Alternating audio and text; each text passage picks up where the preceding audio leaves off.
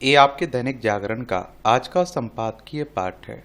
तो संपादकीय पाठ ये आर्टिकल एडिटोरियल आपको प्रारंभिक परीक्षा, मुख्य परीक्षा में जब आप लोग आंसर राइटिंग करते हैं, निबंध लिखते हैं और इंटरव्यू, हर जगह मदद पहुंचाता है। चाहे आप लोग सिविल सर्विस एग्जाम की तैयारी कर रहे हो या फिर किसी स्टेट पीसीएस एग्जाम की तैयारी कर रहे हो, तो इन्हें जरूर आप लोग पढ़ा करिएगा। भारत को खुद कहनी होगी अपनी कहानी। हमारे प्यारे भारत की बात हो रही है और हमारा अभी हाल ही में आपने देखा कि पाकिस्तान से बड़ा तनाव बढ़ा हुआ था। ऑपरेशन सिंदूर चलाया गया था भारत की तरफ से। ऑपरेशन सिंदूर की समाप्ति के बाद कुहासे के बादल छट गए हैं। देश विदेश के तमाम रक्षा विशेषज्ञ उपग्रहों द्वारा लिए गए चित्रों से पुष्टि हुई है कि यह संघर्ष पूरी तरह एक तरफा था और पाकिस्तान को बुरी तरह मुंह की खानी पड़ी। वैसे पाकिस्तान की बात अगर करें ना, तो आप देखते हैं कि ये कुत्ते की पूंछ की जैसा हालत है। इस सुधरने का नाम नहीं लेता है। जितने बार भी इसने भारत से टकराने की कोशिश की, हर बार उसे मुंह की खानी पड़ी, लेकिन फिर भी सुधरता नहीं है। और हमारा पड़ोसी है, 1947 तक हमारा हिस्सा हुआ करता था। लद्दाख, जम्मू कश्मीर, पंजाब, राजस्थान, गुजरात, 5 राज्यों की सीमा लगती है। 1971 में जो युद्ध हुआ था उसमें हम लोगों ने इसके 2 टुकड़े कर दिए थे और बांग्लादेश आजाद हो गया था। ये बांग्लादेश देख रहे हैं ना, पश्चिम बंगाल, असम, मेघालय, त्रिपुरा, मिजोरम, 5 राज्यों की सीमा लगती है हमारी बांग्लादेश से भी। और इस सैन्य संघर्ष में दुनिया ने भारत के स्वदेश निर्मित सैन्य उपकरणों की बेजोड़ क्षमताओं का लोहा भी माना। राजनीतिक इच्छा शक्ति, सैन्य शौर्य और रक्षा क्षेत्र की उद्यमशीलता ने आशा से अधिक प्रभावित किया है। परंतु इस कठिन समय में जो एक कमी खली वह थी सूचना क्षेत्र में भारत की ढिलाई। अंतर्राष्ट्रीय मीडिया में ऑपरेशन सिंदूर की बयानगी को लेकर न सिर्फ भारतीय चिंताओं की अनदेखी हुई है, बल्कि पाकिस्तानी दावों को बिना जांचे परखे आगे बढ़ाया। New York times, CNN, wall street journal, Nikkei Asia, Bloomberg आदि में भारत पाकिस्तान सैन्य टकराव का की ज्यादातर रिपोर्टिंग पाकिस्तानी पत्रकारों द्वारा की गई। और समाचार एजेंसी रॉयटर्स ने तो एक ऐसे गुमनाम पाकिस्तानी लेखक सईद शाह के 3 लेख प्रकाशित किए जो उस दौरान ही कार्यरत रहा। और ये पाकिस्तानी पत्रकार केवल पाकिस्तान का झूठा प्रोपेगेंडा ही आगे बढ़ाते रहे। कई पश्चिमी मीडिया माध्यम आने जाने अनजाने उनसे प्रभावित होते रहे। हालांकि बाद में न्यूयॉर्क टाइम्स, वॉशिंगटन पोस्ट आदि ने भारतीय दावों की पुष्टि की और इस संघर्ष को भारत की जीत बताया। परंतु युद्ध के दौरान जब मीडिया रिपोर्टिंग देशों के मनोबल, जनमत को प्रभावित करने की क्षमता रखती है, तब पहले चरण के झूठे प्रोपेगेंडा के बाद में परिशुद्धि संभव नहीं हो पाती है। और यह पहली बार नहीं है जब अंतर्राष्ट्रीय, खासकर पश्चिमी मीडिया ने भारत के प्रति पूर्वाग्रह दिखाया है। भारत दशकों से आतंक की मार झेलता रहा है, लेकिन पश्चिम मीडिया को वार ऑन ग्लोबल टेरर की याद 9/11 की बात की आई है। भारत में चल रहे आतंकवाद को वह अब भी कश्मीर विवाद से जोड़कर या फिर भारत में बढ़ते उग्र राष्ट्रवाद की प्रतिक्रिया के रूप में देखता है। भाषा संप्रदाय की दृष्टि से विविधता भरे देश में इतना सफल जनतंत्र होने के बावजूद भारतीय लोकतंत्र पर अनर्गल टिप्पणियां होती रहती हैं। अंतरिक्ष प्रौद्योगिकी में सफलता मिलने पर भारत को उलाहने मिलते हैं और यहाँ की समस्याओं को बड़ा चढ़ाकर पेश किया जाता है।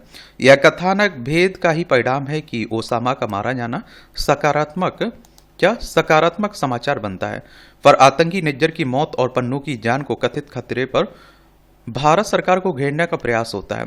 और पश्चिमी सरकारों और पश्चात मीडिया में सांस्कृतिक और धार्मिक भिन्नता के कारण भारत के प्रति वह संवेदनशीलता नहीं है जो सामान्यता दिखनी चाहिए। एक उभरती आर्थिक और सैन्य शक्ति होने के कारण भी पश्चिमी दृष्टिकोण में भारत के प्रति ईर्ष्या का भाव झलकता है। और इस सब के बावजूद भारत केवल पश्चिम के असत्य और पूर्वाग्रहों का उल्लेख भर करके चुप नहीं रह सकता। अपने बढ़ते वैश्विक प्रभाव के मध्य भारत को न सिर्फ अपना अपना कथानक, अपनी कहानी स्वयं कहानी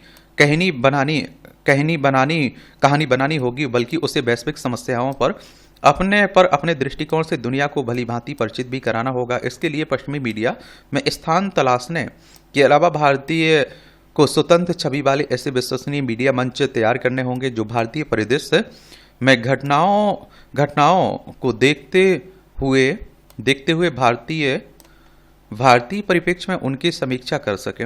यह दायित्व सरकारी न होकर भारत के ऐसे प्रबुद्ध पत्रकार विचारक वर्ग को उठाना होगा जिसका मानस पश्चिमी या फिर चीनी परितंत्रता से मुक्त हो। और दीर्घकालिक आप देखते हैं विदेशी उपनिवेश ने आमजन के साथ साथ भारत के प्रबुद्ध वर्ग को भी आत्मसंयम और संकोच से भर दिया। वह न केवल अपने देसी खोल में सिमट कर रह गया बल्कि पश्चात विश्व दृष्टि के पराधीन भी हो गया। एक महाशक्ति के रूप में उभरते भारत को अंतर्मुखी स्वभाव से निकालकर पूरे विश्व को अपना सरोकार बनाना होगा। मीडिया के अलावा इसी प्रत्याशा हेतु थिंक टैंक, शोध संस्थान और पर्यवेक्षी निकाय एवं उच्च शिक्षण संस्थान भी बनाने होंगे। इसके द्वारा वैश्विक विषयों पर टिप्पणियों के अलावा लोकतंत्र, अभिव्यक्ति की स्वतंत्रता, आर्थिक प्रगति, सामाजिक सहिष्णुता जैसे मानकों पर पश्चिमी देशों की समीक्षा भी करनी होगी। इसी के साथ सिनेमा, सीरियल और साहित्य जैसी विधाओं को भी अपना दृष्टिकोण वैश्विक करना होगा। कुछ और बिंदुओं पर सरकार को भी ध्यान देना होगा। ऑपरेशन सिंदूर के बाद सरकार ने भारतीय पक्ष समझाने को विदेश में बहुदलीय प्रतिनिधि मंडल भेजने को की जो पहल की वह समय समय पर करनी होगी। राजनयिकों को अलावा नेताओं और बुद्धिजीवियों के स्तर पर भी आतंकवाद जैसे गंभीर विषयों पर भारत का विश्व में से संवाद एक निरंतर प्रक्रिया होनी चाहिए और ऐसे संभाषणों के संस्थागत प्रयास भी होने चाहिए। और भारत के विरुद्ध कुप्रचार को हवा मिलने का बड़ा कारण संवाद की कमी और संवाद में देरी भी रहती है। पुरानी कहावत है कि जब झूठ आधी दुनिया घूम आता है तब सच अपने जूते पहन रहा होता है। और देखिए झूठ आग की तरह फैलती है। भारतीय सेना के 3 DGMO ने तो प्रेस कॉन्फ्रेंस में अपना पक्ष प्रभावी ढंग से रखा, परंतु उसके पहले संवादहीनता के कारण ऐसी बातों को बढ़ावा मिला जिनके जरिए कहा गया कि अमेरिकी और चीनी मध्यस्थता के कारण भारत ने संघर्ष विराम किया। बदलते परिदृश्य में जब भारत को प्रभावित करने वाले मुद्दे रोजाना विमर्श का विषय बनते हैं तब यह आवश्यक है कि सरकार की ओर से व्हाइट हाउस की तर्ज पर प्रतिदिन प्रेस कॉन्फ्रेंस आयोजित कर अपना पक्ष रखा जाए। हमें यह समझना होगा कि कथानक को प्रभावित करने की क्षमता के अभाव में पश्चिम अपने एजेंडे के हिसाब से भारत के प्रति खास संदेश देने वाली अपनी कहानियों को आकार देता रहेगा, यानी वही नैरेटिव शेपिंग करता रहेगा। लेखक इंडिक अकादमी के सदस्य और वरिष्ठ स्तंभकार हैं। ये आप देखिए विकास सारस्वत, इनके द्वारा ये आर्टिकल लिखा गया है। हरित भारत के प्रति समर्पित रेलवे। ये हर बार आप जब परिवहन के अन्य साधनों के बजाय रेलगाड़ी से यात्रा करने का चुनाव करते हैं तो केवल आराम या सुविधा की ही नहीं चुन रहे होते हैं, आप एक स्वच्छ एवं हरित भारत को भी चुन रहे होते हैं। पिछले वर्ष 700 करोड़ से अधिक लोगों ने यात्रा के साधन के रूप में भारतीय रेल को चुना। रेल हमारी जीवन रेखा और भविष्य के लिए एक हरित वादा भी है। विश्व पर्यावरण दिवस और भारतीय रेल सतत विकास के प्रति अपनी प्रतिबद्धता दोहराता है। रेलवे देश को प्रधानमंत्री नरेंद्र मोदी द्वारा दिए गए पंचामृत लक्ष्यों 2070 तक शून्य उत्सर्जन को साकार करने में सहायता कर रहा है। एक बहुआयामी दृष्टिकोण के माध्यम से इसे संभव बना रहा है। यातायात को सड़क से रेल की ओर स्थानांतरित करके स्वच्छ एवं हरित ऊर्जा स्रोतों के साथ परिचालन को शक्ति प्रदान करके इस दिशा में बढ़ रहा है। एक कदम देशों को बड़े पैमाने पर अर्थव्यवस्था को डीकार्बोनाइज करने में सहायता भी प्रदान कर रहा है। देखिए 5 जून को पर्यावरण दिवस मनाया जाता है ना, उसी की बात हो रही है। अब आप कहोगे क्यों मनाया जाता है, पहली बार कब मनाया गया था? पर्यावरण के प्रति एक तरह से जागरूकता फैलाने के लिए आप देखते हैं कि पर्यावरण दिवस आपका मनाया जाता है। 1972 से मनाया जा रहा है। 1972 में पर्यावरण के प्रति वैश्विक स्तर पर राजनीतिक और सामाजिक जागृति लाने हेतु इस दिवस को मनाने की घोषणा संयुक्त राष्ट्र ने की थी। संयुक्त राष्ट्र यानी कि यूनाइटेड नेशंस की बात हो रही। 24 अक्टूबर 1945 में स्थापना हुई थी इसकी, ये भी आप लोग याद रखिएगा। और 2025 की थीम क्या रखी गई है? प्लास्टिक प्रदूषण समाप्त करना, इसका इस बार का विषय रखा गया है। और आप देखते हैं कि यात्रा सेवाओं के साथ ही माल ढुलाई में भी रेलवे की महत्ता समय के साथ बढ़ती जा रही है। और आप देखिए 2013-14 में भारतीय रेल ने लगभग 105.5 करोड़ टन माल की ढुलाई की थी। 2024-25 के दौरान यह ढुलाई बढ़कर 161.7 करोड़ टन हो गई। इससे भारतीय रेलवे दुनिया का दूसरा सबसे बड़ा माल ढोने वाला रेलवे बन गया। विशेषज्ञ द्वारा की गई गणनाओं का उपयोग करते हुए सड़क के बजाय रेलवे के जरिए माल ढुलाई से संबंधित इस बदलाव ने 14.3 करोड़ टन से अधिक कार्बन डाइऑक्साइड के उत्सर्जन को रोकने में मदद की है। यह 121 करोड़ पेड़ लगाने जैसा है। रेल द्वारा माल परिवहन की लागत सड़क मार्ग से होने वाली परिवहन की लागत की लगभग आधी है। इसका अर्थ है कि न केवल व्यवसायों बल्कि पूरी अर्थव्यवस्था के लिए बड़ी बचत है। इस बदलाव से पिछले दशक में लॉजिस्टिक्स की लागत में 3.2 लाख करोड़ रुपए की बचत हुई है। भारतीय रेल स्वच्छ भी है और ट्रकों की तुलना में इससे 90% कम कार्बन डाइऑक्साइड का उत्सर्जन होता है। परिणाम स्वरूप हमारे आसमान में कम धुआं निकलता है और हमें स्वच्छ हवा मिलती है। सड़क से रेल की ओर होने वाले इस बदलाव में हमें 2,857 करोड़ लीटर डीजल की बचत कराई जाती है, जो ईंधन लागत में लगभग 2 लाख करोड़ रुपए की बचत के बराबर है। चूंकि भारत तेल आयात करता है, इसलिए परिवहन क्षेत्र का विद्युतीकरण करना रणनीतिक रूप से एक समझदारी भरा कदम है, ताकि आयात पर निर्भरता कम हो। 2014 से पहले के 60 वर्षों में भारतीय रेलवे ने आप देखिए 21,000 किलोमीटर रेल मार्ग का विद्युतीकरण किया, जबकि पिछले 11 वर्षों के दौरान हमने 47,000 किलोमीटर रेल मार्ग का विद्युतीकरण किया। आज हमारे ब्रॉड गेज नेटवर्क का 99% हिस्सा विद्युतीकृत है। भारतीय रेल स्टेशनों और कारखानों और कार्यशालाओं के लिए हरित ऊर्जा का उपयोग तेजी से कर रहा है। अब यह रेलगाड़ियों के परिचालन के लिए अधिक हरित ऊर्जा प्राप्त करने हेतु राज्यों के साथ मिलकर काम भी कर रहा है। यह सब भारत को शुद्ध शून्य उत्सर्जन के अपने लक्ष्य को हासिल करने में सहायता देगा। इस गति को आगे बढ़ाते हुए डेडिकेटेड फ्रेट कॉरिडोर को विद्युतीकृत किया गया। उच्च क्षमता वाले रेलवे लाइन भी हैं, उन्हें विशेष रूप से माल परिवहन के लिए डिजाइन किया गया। कुल 2,741 किलोमीटर परिचालन के साथ डीएफसी ने सड़कों पर भीड़भाड़ कम की है और डीजल की खपत एवं कार्बन उत्सर्जन को भी घटाया है। भारत हाइड्रोजन संचालित ट्रेन जैसी आधुनिक शून्य उत्सर्जन तकनीक भी अपना रहा है।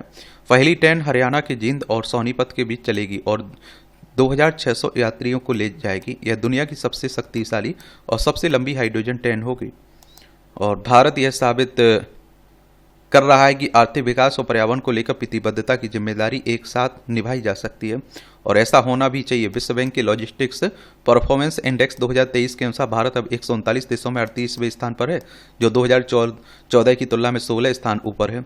विश्व बैंक की बात करें तो वर्ल्ड बैंक की बात हो रही है। अंतर्राष्ट्रीय वित्तीय संस्थान है, जुलाई 1944 में स्थापना हुई थी। वॉशिंगटन डीसी यूएसए में इसका हेडक्वार्टर देखने को मिलेगा। रेलवे विद्युतीकरण के विस्तार ने लागत और उत्सर्जन को कम किया है। इसने गति और क्षमता भी बढ़ाई है, जिससे भारत को विश्वस्तरीय लॉजिस्टिक्स मानकों के निकट पहुंचने में मदद मिली है। प्रधानमंत्री मोदी ने भारतीय रेलवे के लिए शुद्ध शून्य उत्सर्जन हासिल करने के लिए 2030 का लक्ष्य तय किया है। तेजी से हो रहे विद्युतीकरण और बड़े पैमाने पर माल को सड़क से रेल की ओर स्थानांतरित करने के कारण भारतीय रेलवे 2025 तक नेट जीरो स्कोप 1 हासिल करने की ओर अग्रसर है। चूंकि भारतीय रेलवे सतत विकास के साथ पर्यावरण का भी ध्यान रख रहा है, इसलिए हर विद्युतीकृत ट्रैक, हर सौर पैनल और सड़क से हटा प्रत्येक मालवाहक कंटेनर हमारे लोगों और हमारी धरती के उज्जवल भविष्य के प्रति एक शपथ है। लेखक केंद्रीय रेल इलेक्ट्रॉनिक्स एवं सूचना प्रौद्योगिकी और सूचना व प्रसारण मंत्री हैं। इनका नाम है, आप देखते हैं कि अश्विनी वैष्णव। इनके द्वारा ये आर्टिकल लिखा गया था। धर्म के स्तंभ, धर्म भगवत प्रतिपादित। ये आप देखते हैं कि सृष्टि के उषा काल से एक सार्वभौम शाश्वत नियम व्यवस्था है और जिसके सहज अनुपालन से सबके कल्याण का मार्ग प्रशस्त होता है।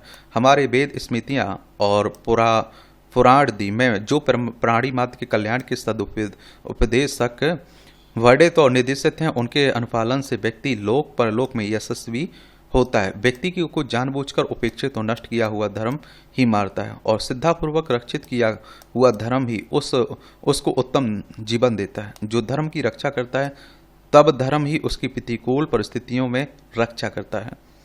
और धर्म विहीन आप देखते हैं कि जीवन अमर्यादित एवं उच्छृंखल हो जाता है और जिसके दुष्प्रभाव से अनाचार फैलता है। आचार विचार, आहार विहार और विश्राम आदि समस्त दैनिक कार्यों को धर्मानुसार ही करना चाहिए। धर्म नियंत्रित जीवन ही स्वस्थ सुंदर समाज का निर्माण करता है। आज मानव बड़े बड़े कार्य कर समृद्धशाली हो रहा है, किंतु धर्म से विमुख होने के कारण उसके पारस्परिक संबंधों में अपनत्व का नितांत अभाव हो रहा है। संप्रीति, सहज स्नेह के स्थान पर व्यवहार में शुष्क औपचारिकता मात्र प्रदर्शित है। धर्म ही मनुष्य की विशेषता है। धर्मविहीन होने से समाज में साधुता विलुप्त हो जाती है। स्वार्थ और अभिमान मूलक सोच के दुष्प्रभावों से पाखंडवाद का दानव मानव के सांस्कृतिक मूल्यों को छिन्न भिन्न कर देता है।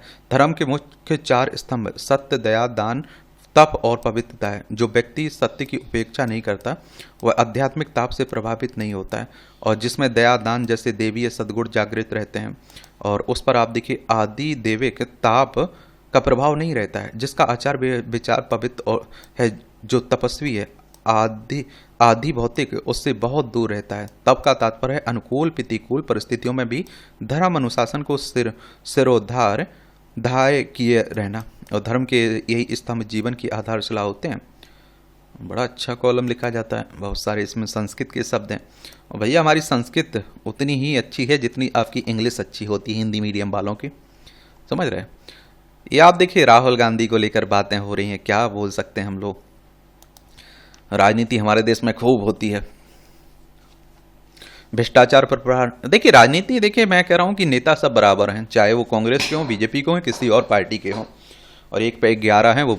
भ्रष्टाचार पर प्रहार। हरिद्वार नगर निगम की भूमि खरीद घोटाले में जिलाधिकारी, एसडीएम और नगर आयुक्त समेत 7 अधिकारियों एवं कर्मचारियों को निलंबित कर उत्तराखंड सरकार ने स्पष्ट संदेश दिया कि भ्रष्टाचार करने वालों पर सख्त कार्रवाई तय है। हरिद्वार में जिस 33 बीघा भूमि को 15 करोड़ रुपए में खरीदा जाना था, उसे अधिकारियों एवं कर्मचारियों की मिली भगत के चलते 54 करोड़ रुपए में खरीदा गया। यह सबसे गड़बड़ झाला तब हुआ जब नगर निगम के प्रशासक का कार्यभार जिलाधिकारी के पास था। आप सोच के देखिए आप लोग कि हमारे देश में जब तक भ्रष्टाचार की 2-4 हम लोग खबर ना पड़े, ऐसा लगता है कि कहाँ हम लोग आ गए। नगर निगम के नवनिर्वाचित बोर्ड की बैठक में सदस्यों ने भूमि खरीद में नियमों को ताक पर रखते हुए मुद्दा उठाया, तो मुख्यमंत्री के निर्देश पर मामले की जांच की गई। जांच रिपोर्ट में जिलाधिकारी की भूमिका सवालों के घेरे में रही। और ठीक है, नेता तो हमारे कर लेते हैं भ्रष्टाचार, हमारे अधिकारी भी उसमें शामिल हो जाते हैं, तब और चिंता हो जाती है। जांच रिपोर्ट मिलने के बाद सरकार ने कड़ी कार्रवाई करने में विलंब नहीं किया। इतना ही नहीं बल्कि इस भूस्वामियों को खरीद की गई एवज में दिए गए धन की रिकवरी भी सुनिश्चित की जा रही है। भ्रष्टाचार पर अंकुश लगाने के लिए सरकार तंत्र के भीतर एवं बाहर दोनों स्तर पर अभियान छेड़े हुए है। आम जनता भ्रष्टाचार के मामले की शिकायत करने में संकोच नहीं करे, इसके लिए टोल फ्री नंबर है, इस पर प्राप्त शिकायतों के आधार पर कार्रवाई भी हो रही है। दरअसल भ्रष्टाचार सामाजिक बुराई की तरह पनप गई है और इससे निजात पाने के लिए सरकार के साथ साथ आम जन को इसके विरुद्ध लड़ने का साहस दिखाना होगा, तभी इस पर शिकंजा कसा जा सकता है। भ्रष्टाचार के विरुद्ध मुकाबले को हर स्तर पर लड़ना होगा। समझ सकते हैं ये हाल है। ये उत्तराखंड है, देहरादून इसकी राजधानी देखने को मिलेगी। इसकी सीमा चाइना नेपाल से लगती राज्यों में हिमाचल प्रदेश और उत्तर प्रदेश से लगती है। उत्तर प्रदेश से अलग करके बनाया गया था सन 2000 में। से राज्य विधानसभा में 70 सीटें हैं, राज्यसभा में 3 सीटें हैं, लोकसभा में 5 सीटें हैं। पुष्कर सिंह धामी यहाँ के क्या है, चीफ मिनिस्टर है। दूर हुई ई वाहनों की चार्जिंग की समस्या, इलेक्ट्रिक वाहनों की बात हो रही है। सरकारी company Bharat heavy electricals limited भेल एक डिजिटल ऐप विकसित करने जा रही है, जिसकी मदद से देश भर में स्थित इलेक्ट्रिक वाहनों की चार्जिंग स्टेशन की पूरी जानकारी मिल सकेगी। क्योंकि सबसे बड़ी अगर इसमें कोई बाधा थी तो वो चार्जिंग पॉइंट की। इस ऐप से इलेक्ट्रिक वाहनों के यूजर अपनी गाड़ी को चार्ज करने के लिए स्लॉट बुक करा सकेंगे, भुगतान कर सकेंगे, चार्जर की उपलब्धता की स्थिति भी जान सकेंगे। इसके अलावा इलेक्ट्रिक वाहनों की चार्जिंग को आसान बनाने के लिए पीएम ई ड्राइव योजना के तहत मार्च 2026 तक सार्वजनिक स्थानों पर 72,000 चार्जिंग स्टेशन भी लगाए जाएंगे। भारत में इलेक्ट्रिक वाहनों ईवी की स्वीकारता बेहतर भविष्य की नींव मजबूत कर रही है। वर्ष 2023 में इलेक्ट्रिक वाहनों की बिक्री में 49% का सालाना बढ़ोतरी देखी गई। Federation of automobile dealers association की रिपोर्ट के अनुसार भारत में 2023 में 15 लाख से अधिक इलेक्ट्रिक वाहन बिके हैं। वहीं ईवी इंडस्ट्री ने वर्ष 2022 में कुल 10,25,063 वाहन बेचे थे। आपको सोच के देखिए, अभी तो आप देखिए पेट्रोल डीजल वाली अगर गाड़ी आप लोग चला रहे हैं तो कहीं खत्म होता है तो आसानी से आप लोग पेट्रोल डलवा लेते हैं। लेकिन आप देखेंगे जैसे इलेक्ट्रिक चार्जर वाली इलेक्ट्रॉनिक गाड़ियां हैं, उनकी चार्जिंग खत्म होती है तो कहाँ कर पाएंगे, कहाँ चार्ज कर पाएंगे। उसी को ध्यान में रखते हुए सब किया जा रहा है। पेट्रोल और डीजल से चलने वाले वाहन कार्बन डाइऑक्साइड, नाइट्रोजन ऑक्साइड और अन्य हानिकारक गैसों का उत्सर्जन करते हैं, जिससे वायु प्रदूषण के साथ स्वास्थ्य संबंधी समस्याएं बढ़ती हैं। अब देखिए कहीं आंसर राइटिंग कर रहे हैं, निबंध लिख रहे हैं तो इन सब का उल्लेख कर सकते हैं। और इनसे ध्वनि प्रदूषण भी बढ़ता है, जबकि इलेक्ट्रिक वाहनों से हानिकारक गैसें नहीं निकलती और वायु प्रदूषण भी कम होता है। इलेक्ट्रिक वाहन बहुत शांत होते हैं, जिससे ध्वनि प्रदूषण कम होता है। वहीं इलेक्ट्रिक वाहनों को चार्ज करना पेट्रोल डीजल की तुलना में काफ़ी सस्ता पड़ता है। इसके रखरखाव में भी कम व्यय करना पड़ता है। केंद्र सरकार इलेक्ट्रिक वाहनों को बढ़ावा देने के लिए कई योजनाएं चला रही है। 2015 में फैम इंडिया योजना शुरू की गई। इसका उद्देश्य आप देखेंगे देश में इलेक्ट्रिक और हाइब्रिड वाहनों को अपनाने को बढ़ावा देना है। दिसंबर 2024 में पीएम ई ड्राइव योजना शुरू की गई। इसके अंतर्गत इलेक्ट्रिक ट्रक और ऑटो दोपहिया वाहनों को खरीदने पर सब्सिडी की घोषणा की गई। इस योजना के तहत अगले वर्ष मार्च तक 14,028 इलेक्ट्रिक बसें चलाने का लक्ष्य भी रखा गया। और आप देखिए इलेक्ट्रिक वाहन सिर्फ एक विकल्प नहीं है, बल्कि भविष्य की जरूरत है। ये न केवल पर्यावरण आर्थिक रूप से फायदेमंद है, बल्कि देश को ऊर्जा के क्षेत्र में आत्मनिर्भर बनाने एवं आने वाली पीढ़ियों के लिए एक बेहतर, स्वच्छ और सुरक्षित भविष्य देने के माध्यम भी है। लोगों को अक्सर इसकी चार्जिंग पावर स्पीड को लेकर शिकायत रहती है। फरवरी 2024 तक भारत में केवल 12,146 सार्वजनिक चार्जिंग स्टेशन थे।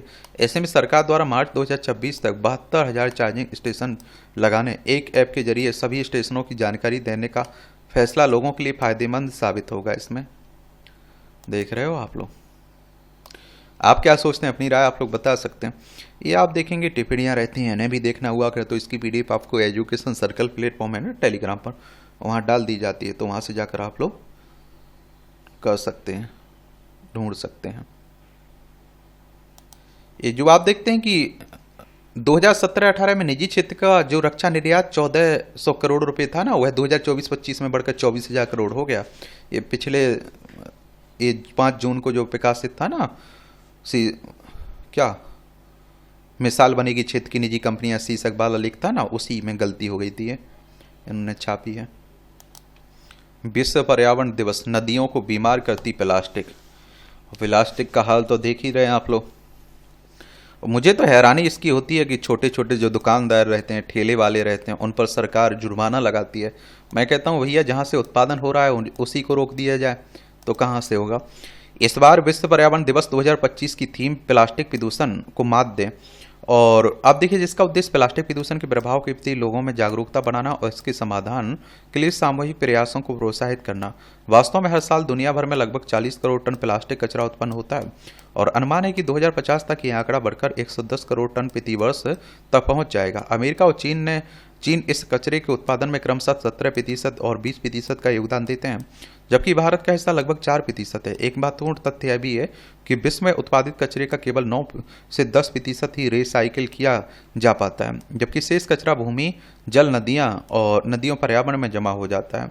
और आप देखिए, वैसे भारत हर साल लगभग 35 लाख टन प्लास्टिक का कचरा उत्पन्न करता है, और आप देखते हैं कि उत्पन्न करता है। इसमें आप देखेंगे जो पिछले 5 वर्षों में तेजी से बढ़कर दोगुना हो चुका है। भारत अपने कुल प्लास्टिक कचरे का केवल 10% ही सही तरीके से रिसाइकिल कर पाता है, जबकि शेष कचरा विभिन्न स्थानों पर एकत्रित होता है। सच तो यह है कि प्लास्टिक कचरे से होने वाली प्रदूषण का दुष्प्रभाव धरती की जैव विविधता के लिए गंभीर संकट पैदा कर रहा है। भारत की नदियां और समुद्र भी इस समस्या से अछूते नहीं हैं। हमारा लगभग सभी प्रमुख नदियों का मुहाना बंगाल की खाड़ी और अरब सागर में खुला है, और जिससे बड़ी मात्रा में प्लास्टिक कचरा इन समुद्रों में पहुंचता है। यह कचरा जलीय जीवों के लिए गंभीर समस्या उत्पन्न करती है। अब आप देखिए, आंसर राइटिंग करेंगे, निबंध लिखेंगे, यही तो लिखना है भाई, परेशानी कहाँ है। आप देखेंगे भारत की बड़ी नदियों में यह कचरा सीधे या छोटी नदियों के माध्यम से एकत्रित होता है। गांव, कस्बों और शहरों में से यह कचरा नदियों में जमा होता है। वर्षा काल में नदियों में प्लास्टिक कचरे की मात्रा अचानक बढ़ जाती है, क्योंकि इस दौरान नदियों में अधिक बहाव होता है, जो किनारे पर जमा कचरे को भी बहाकर साथ ले जाता है। बढ़ते पर्यटन के कारण हिमालय और प्रायद्वीप की पहाड़ियों पर भी प्लास्टिक कचरा लगातार बढ़ रहा है। यहाँ तक कि आप देखिए, अरावली और पूर्वोत्तर भारत की पहाड़ियों में भी इससे बहुत प्रभावित हैं। बरसात के दिनों में यह कचरा नदियों में बहकर चला जाता है, और मैदानी क्षेत्रों में छोटी नदियां और शहरी नाले बरसात से पहले प्लास्टिक के कचरे से भरे रहते हैं। कम बहाव वाली नदियां इससे अधिक प्रभावित होती हैं। बरसात के दौरान ये नाले और छोटी नदियां प्लास्टिक कचरे को अपने साथ बहाकर बड़ी नदियों में पहुंचा देती हैं। इस दौरान गर्मी और मौसम के प्रभाव से प्लास्टिक कचरा छोटे छोटे कणों टूट जाते हैं, और इसके बाद प्लास्टिक कचरे से बने माइक्रो और नैनो प्लास्टिक के एक कण झीलों और नदियों के पानी में मिल जाते हैं। लगभग 80 से 90% प्लास्टिक के कण झीलों और नदियों की कीचड़ में जमा हो जाते हैं। कम रोशनी के कारण ये छोटे कण मिट्टी में 100 वर्ष तक बने रह सकते हैं। भारत में लगभग सभी नदियों के पानी का उपयोग सिंचाई के लिए किया जाता है, और कई आप देखते हैं कि बड़ी नदियों का पानी पीने के लिए भी उपयोग होता है। इस प्रकार माइक्रो और नैनो प्लास्टिक के कण धीरे धीरे हमारी खाद्य श्रृंखला में शामिल हो रहे हैं, जो मानव स्वास्थ्य पर विपरीत प्रभाव डालते हैं। माइक्रो प्लास्टिक 5 मिलीमीटर से छोटे प्लास्टिक के टुकड़े होते हैं, जबकि 100 नैनोमीटर से छोटे कणों को नैनो प्लास्टिक कहा जाता है। एक कण बड़े प्लास्टिक के टुकड़ों के टूटने से बनते हैं। चीन के बाद भारत ही ऐसा देश है जहां की नदियों में सबसे अधिक माइक्रो और नैनो प्लास्टिक के कण पाए जाते हैं। इसमें कावेरी, गंगा, सिंधु, ब्रह्मपुत्र जैसी प्रमुख नदियां शामिल हैं। और आप देखते हैं कि जिन नदियों में कम पानी होता है, अर्थात जिनका बहाव कम होता है, उनमें माइक्रो और नैनो प्लास्टिक की मात्रा अधिक होती है। तेज बहाव वाली नदियों से एक कण बहकर समुद्र में चले जाते हैं, जबकि कम बहाव वाली नदियों में ये लगातार बने रहते हैं।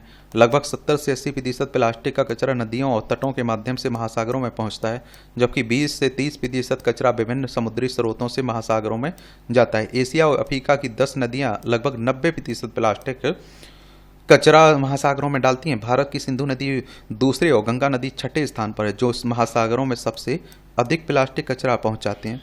वैश्विक प्लास्टिक कचरे का करीब 80% हिस्सा एशिया की नदियों से आता है।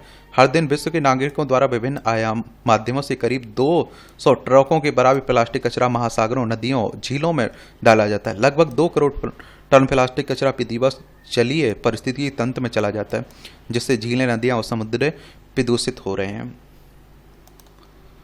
और वर्तमान में आप देखिए, प्लास्टिक मानव जीवन का एक महत्वपूर्ण हिस्सा बन चुकी है। इसकी उपलब्धता और कम कीमत के कारण इसका उपयोग लगातार बढ़ रहा है।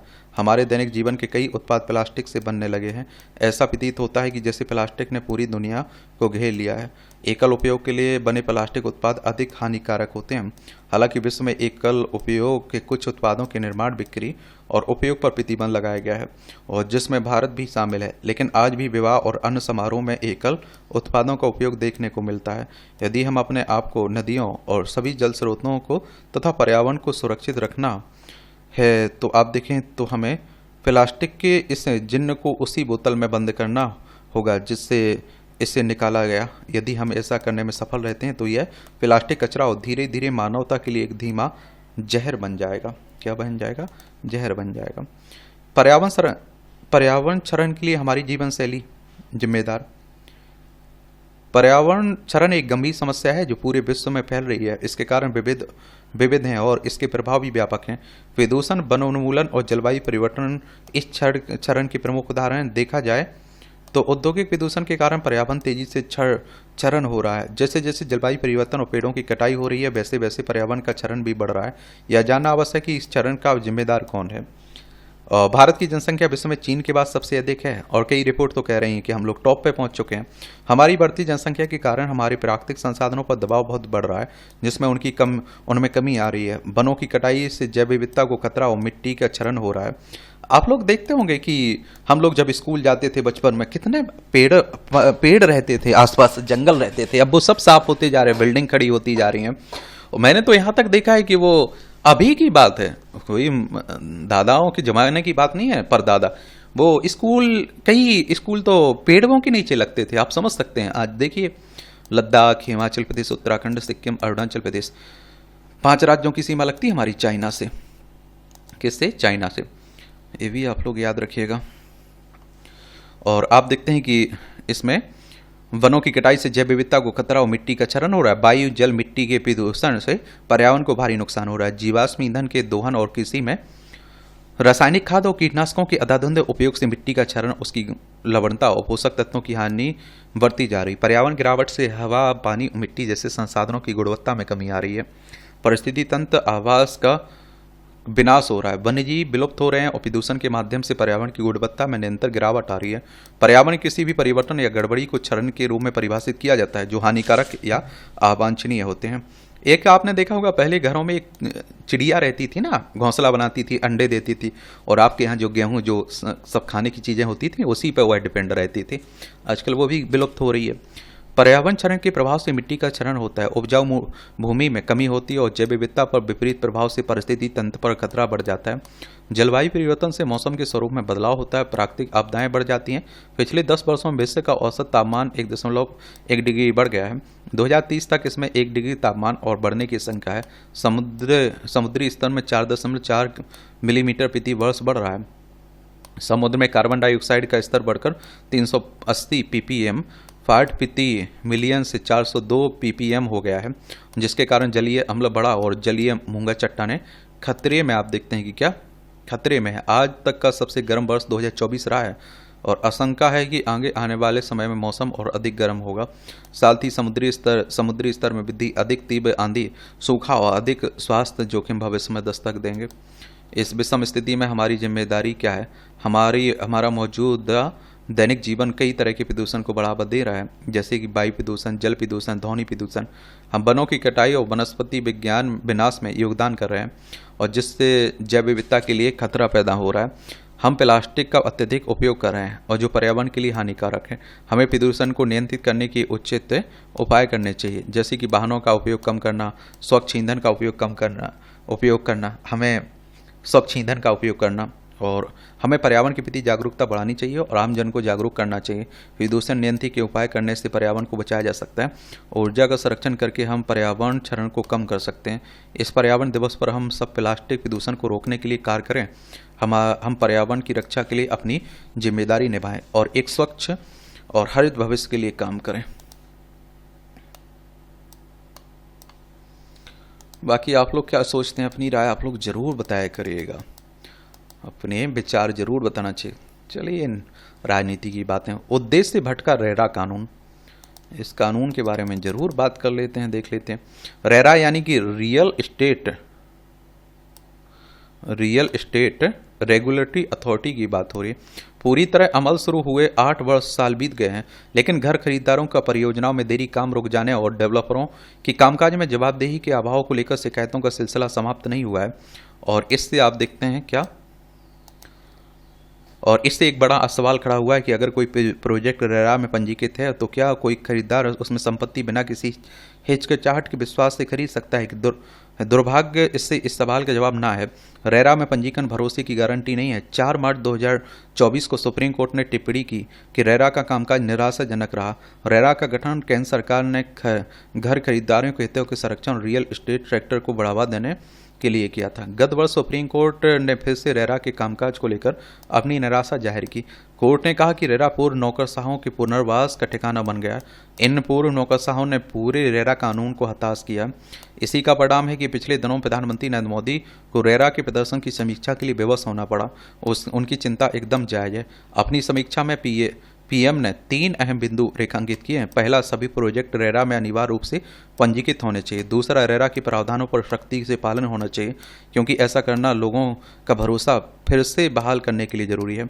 तीसरा, लोगों को न्याय देने के लिए उनकी शिकायतों का समुचित, सही तरह और संतोषजनक समाधान करना होगा, बहुत आवश्यक है। पीएम ने एकदम सही तरीके से एक गंभीर सवाल उठाया।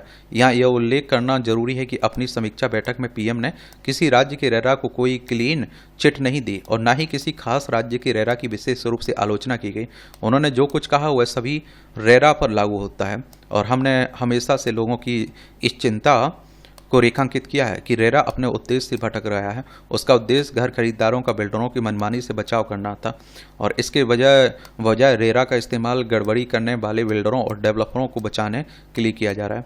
व्यापक जागरूकता के बावजूद पंजीकरण से पहले ही संपत्तियों की बिक्री जारी है। रेरा के अधीन ऐसा बिल्कुल भी नहीं होना चाहिए।